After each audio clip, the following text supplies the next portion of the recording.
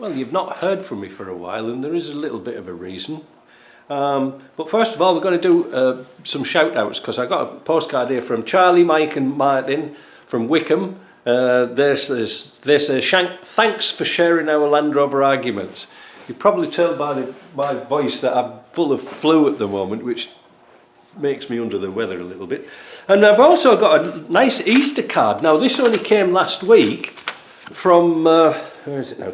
Gary and Vivian Baker. Now Gary says he was born in Sherbrooke. That's nice. Now I didn't read this out earlier because it only just came last week. Canada Post. That's Canada Post for you. And he also sent me a Liqui Moly booklet of all the additives you can get for cars. I'm going to keep that on my shelf and have a read of it later. So what am I doing? Well, it's been sort of quiet and it's absolutely dead in Land Rover land here at the moment. I haven't had a decent paying job now for like 3 or 4 months. I don't know what's going on. I've got my suspicions. Sorry about my nose, all blocked up. I've got my suspicions because it's getting very expensive here in Canada at the moment, really expensive, and I think people are not prioritising their Land Rover projects. They're going on the back burner, and of course everything has to be imported. All the parts are expensive, and prices keep going up and up and up, and I guess people want to pay the rent more than putting a new door on a Land Rover, so I guess that's it. Now I've got 3 projects on the go at the moment. Unfortunately, I'm stuck for parts.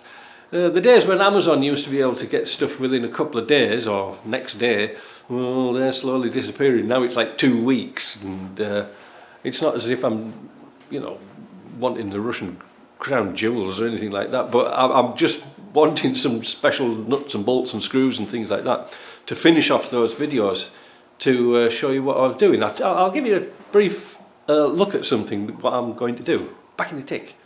Right, back again. We've all seen these plastic binnacles for Land Rovers that break these tabs off here. Well, with the help of James in the UK, he's done me some drawings, and we've come across, I came across some ideas to reinforce these and the bits on the binnacle that goes in there. Really, really cheap. Now I know, I'll say this in my video because I'm halfway through doing it, but I can get the metal one. Yeah, I can do that. But by the time it's here in Canada, it's going to cost me like $350. That's a lot of money. But for less than $20, you can fix these till the cows come home. So James has made some little drawings of the pieces I've been playing around with, and we'll put them in the shop and you can have a look at them. I don't know if I can make them. I'll have some made. I don't know. I'll have a word with the company who did the brake shims.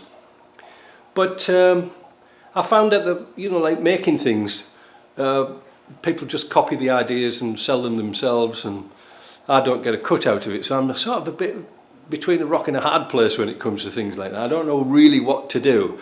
But anyway, I know it works because I've done this truck here and it really makes them nice and solid again. So there's something to look forward to. But apart from that, it's quiet. So I'm going to go out and get myself a little half bottle of Jameson's and sit by the computer and do some reading about stuff. I don't know what stuff, but I'll find something. Anyway, take care and we'll catch you later. Ta-ra.